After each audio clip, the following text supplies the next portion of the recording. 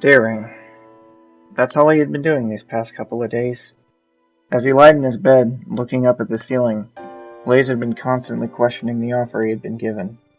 All he had to do was say yes, and he would be back in his days as a squad member. Maybe even a leader. Finally get back into the sky again with a purpose to serve once again.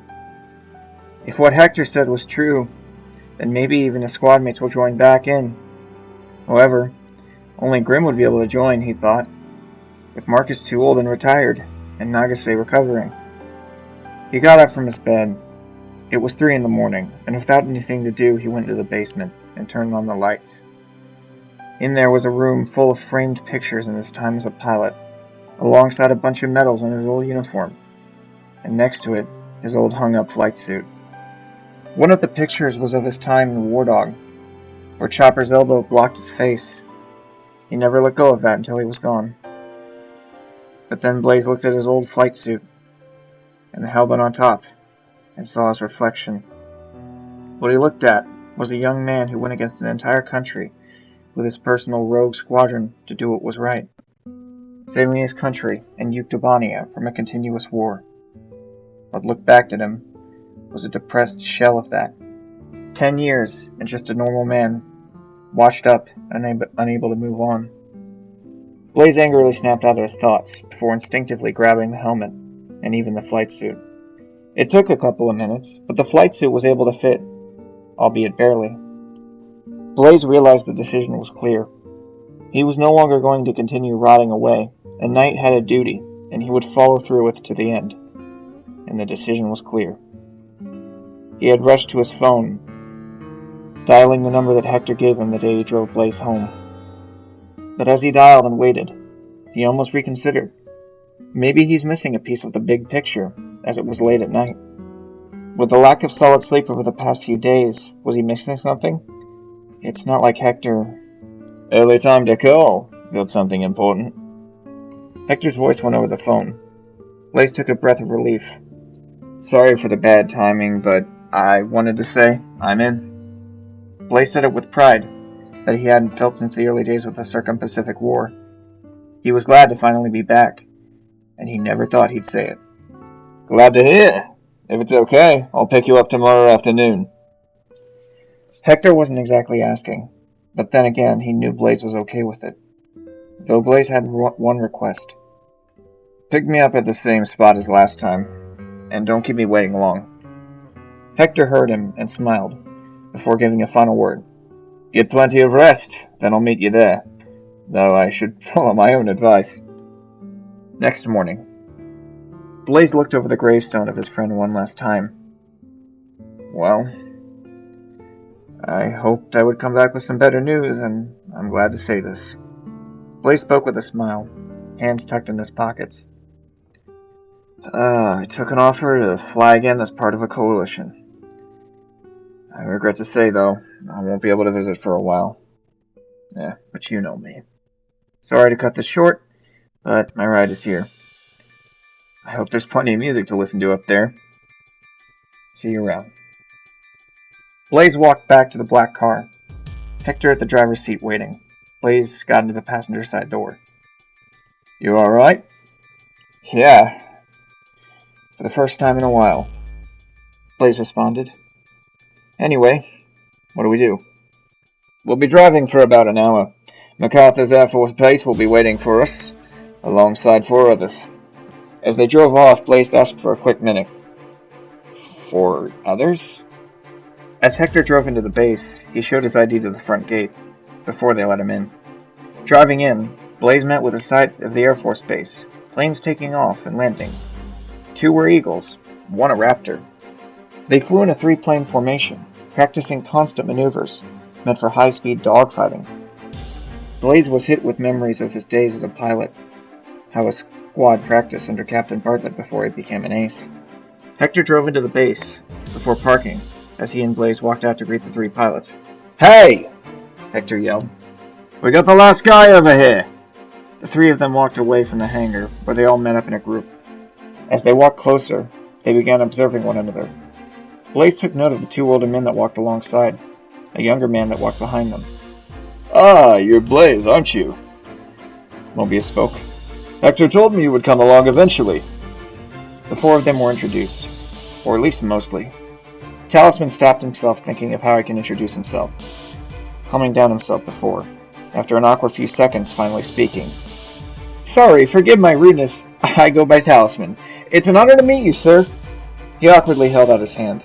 However, Blaze was flattered to an extent, and he even laughed about the awkward handshake. Oh great, another hero, Cypher whispered under his breath.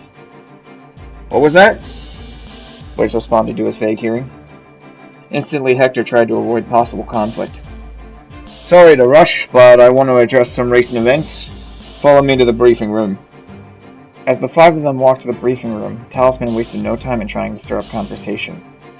I heard you were coming, but I had no idea I'd see you so soon.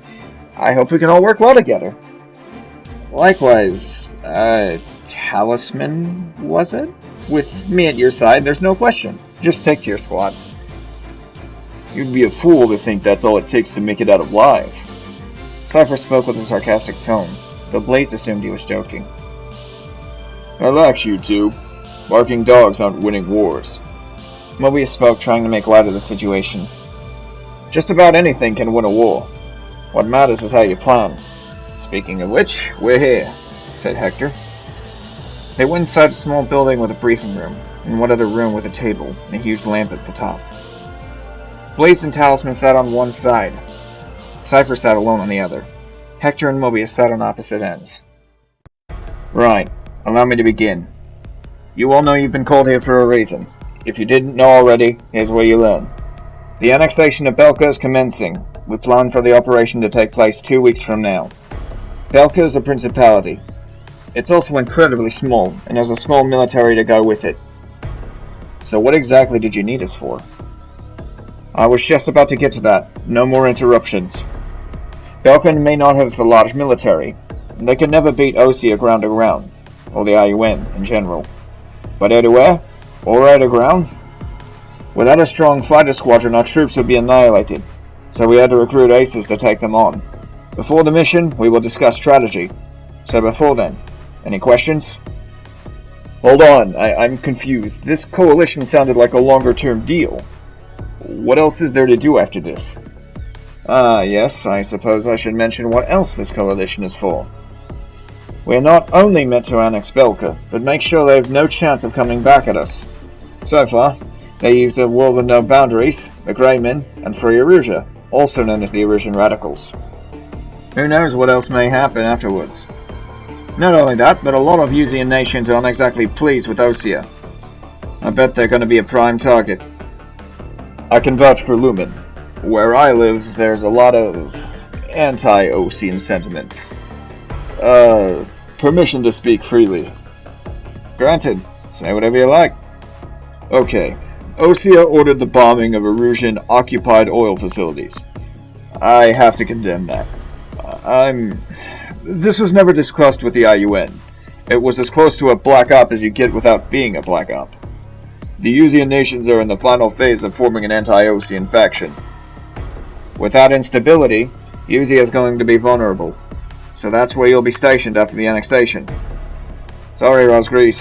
You're going to be far from home. So, in 2 weeks, I'll brief you on the operation. Practice on your flying. That is all. Wait, what about Nagase? Huh. Yes, your wingman, how could I forget? She's being flown in privately. To get her to fly, she's going to need special assistance. I'll work that out with her. Don't worry about Nagase.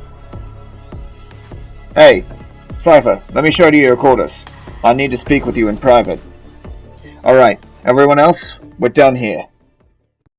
As Cypher left with Hector following, Talisman took it upon himself to show them their quarters. When they arrived, Hector spoke upon closing the door. I want to make this abundantly clear. If you kill any civilians or cause any trouble that impacts your mission amongst the squad, it won't take long before I convince the board to toss you into a prison cell. You don't need to tell me. I'll do anything to see the sky. But do yourself a favor and remember you need me up there. Hector smiled smugly as he was right about to leave. I expect you to prove that. As the day passed, each member took their time to rest. Blaze was back where he belonged, and for that, he was happy. Early morning had arrived, the sun just coming up, but still slightly dark. Each member of the newly acquainted squadron woke up early, with Hector granting them early morning flights. He figured having them witness the sunrise together would allow them to bond. That is a sight everyone deserves to see.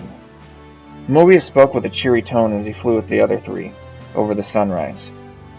Neither of them spoke with any words to think of, all of them silently enjoying the view.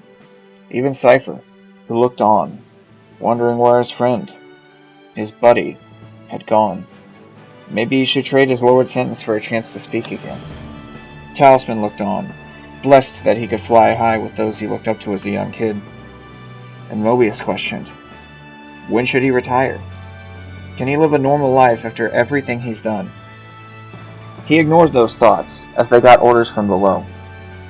Change of plans. We're leaving for Hirelock Base.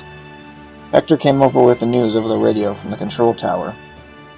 Don't worry, all of you will just be refueling and taking off to go there. I'll send directions to you when you land. As they took back off from the base, Hector took up getting a ride on an old Sopwith triplane as they journeyed to Hirelock Base. The gears of a terrible war had begun to turn. As the four aces and their liaison Lumen came up on Hirelock Base, they were immediately greeted with a sight of pure war history. Hirelock Base was a place that Cypher had been for a tiny bit in the Belkan War, and Blaze trained there, and was also there in the Circum-Pacific War for a short time. It was almost fate that this would be the place that the squad would reunite. As they landed, they took note of a very strange-looking F-14 at the front hangar. Seemed like it was something worth discussing. That F-14 has cameras on it? I don't see glass. Talisman spoke. They docked into their respective hangars, after a while of putting each aircraft in. Immediately, Blaze stepped out of his plane and ran to Lumen, asking where the rest of his squad was. They're in the control tower. Take your time with them because all of you will be training together soon enough. Blaze ran to the control tower. He could even see them in the tower waiting for him. Blaze ran up the stairs and was greeted with quite a sight. Marcus Snow and Hans Grimm met at the top of the control tower. Back in the fray again, aren't we? Marcus joked. Blaze put his right hand on his hip. I guess we all are. Not like I mind, though. Oh, where's Nagase? Hans and Marcus looked at each other, curious how to deliver the news, but Marcus spoke up. Follow me, you two, Marcus replied. They took a walk to the corner of the base, what looked like a small apartment room on ground level. In there was Nagase, sitting up straight looking out the window. She turned around to meet the three of them, her legs still paralyzed. I wasn't expecting us all to meet again so soon. Hans spoke up. None of us were, let alone at a time like this. Are you three prepared? The three of us are already training to see if we still have what we got. And I'm hoping that you still do. Oh, who am I kidding? You're Kay. Hans spoke, trying to lighten up the mood. When did you get a sense of humor? The four of them had a quick chuckle before Nagase had a rather odd request to make. Mind if I talk to Blaze in private? Hans and Blaze were surprised at the request.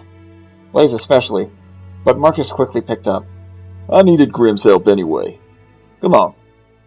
Wait, with what? Hans spoke as he followed them out. Then it was just the two of them.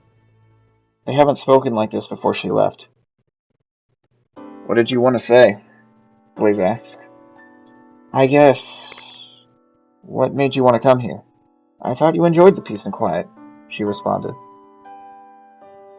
Same reason you went up there, I guess. You were right, you know.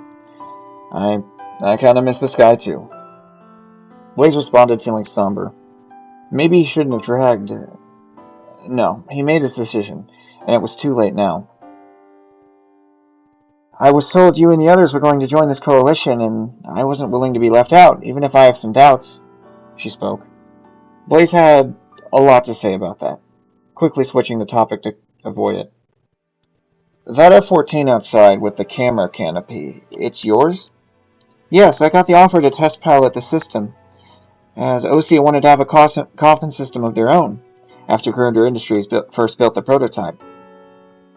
Are they sure it was safe to do so in combat? Combat was my choice. The F-14 already had a battle-tested frame. We had to test the coffin system in the combat somehow, she finalized. Anyway, we have a long day of training sessions coming soon, and I need rest before that. We'll talk then, okay? Of course. See you later. He smiled as he walked out the door. As he left, Nagase laid back in her bed before wondering. The annexation of a principality, taking away an entire nationality. Was it worth wiping that away from those that had nothing to do with any wars? Though I guess it was too late now. Outside, everyone gathered around Nagase's F-14. Who the hell strapped a system like that on an F-14? Cypher asked as he eyeballed the cameras around the cockpit.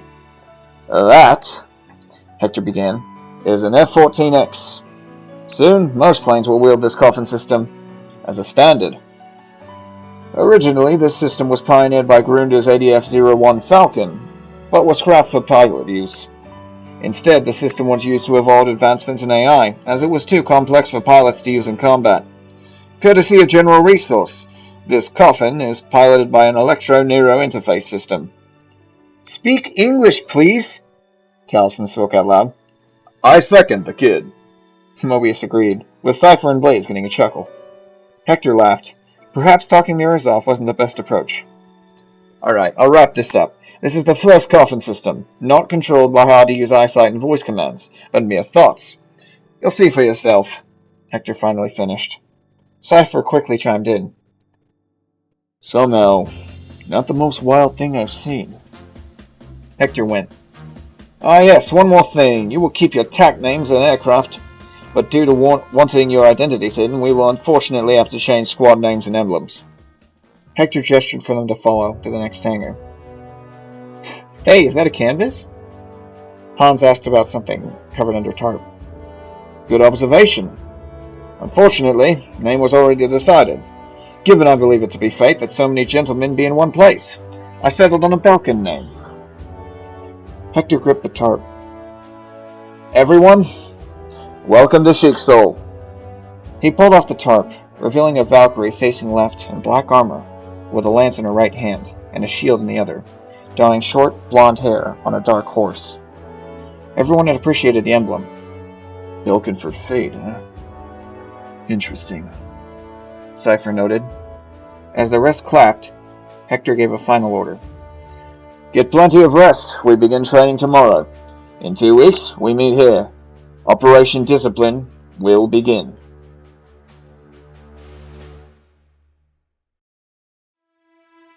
Okay, there it is. The first time all the aces meet each other. And by the way, if you're curious what we had in mind for the emblem, you're seeing it right now. This is kind of a mix-up of the three different, just kind of combine all those together. The color scheme is going to be black, red, and purple for the aircraft, essentially. I actually finished Assault Horizon and made some skins. I might show those in the video. Let me know if you're interested in seeing the design for the aircrafts. I mean, it's not very complex, but it is somewhat cool. Yeah, so this was nice. Basically, this is probably from Blaze's point of view, or at least I imagine that's what the insinuation was. Well, maybe not. We're not gonna write this whole thing like a game. I'm more on the game part of it. AJ's more on just the story part of it. But if this was to be a game, what I would do is only include scenes where the character we're playing as is present, or, would need to know. So, yeah, obviously you wouldn't have the Blaze Nagase scene if you were playing as Cypher Mobius. Come to think of it, I don't even know if Mobius was present when I unraveled the tarp. I don't recall. Maybe he was and I'm missing something, but... Anyway, yeah, that's the end of this. It came right after the last one, so... Yeah, it's a lot more tolerable. It still took a while to make this video, but it's tolerable. It's not awful to do. Anyway, Hope you enjoyed the video. Stay frosty, and the price is right. Good day, or good night.